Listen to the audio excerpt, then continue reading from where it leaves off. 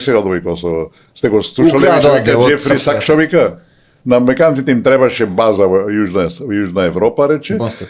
Молам? База им требаше, војна база, нема во тој дел. И тие сметаа дека тоа најдобро да биде на Косово и затоа направи го бомбардира колку 70 дена, 80 дена го бомбардира Белград, вика, за да може да направат своја база на Косово. И тоа го направи, разбирате. А Македонија се остана цела.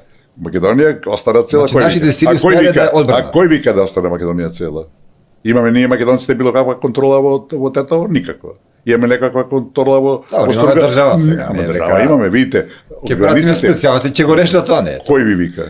Кој ќе прати специјалци? Па некоја влада што има малце повеќе храброст. Нема никаква влада нема, зашто во МВР се веќе пола-пола, разбирате. Така да тие нема да додат на Кос, на тако. Македонија е формално во голем дел веќе федерација, јазична, разбирате.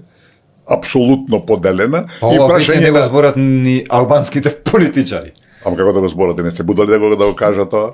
Тие тие одат чекор по чекор, разбирате. И успеваат. А македончињата се продаваат за да ја задржат и да добијат власта. Така е 35 години, разбирате. И тоа продолжува. И продолжува и денеска, може и малце на поскромен начин, истото продолжува.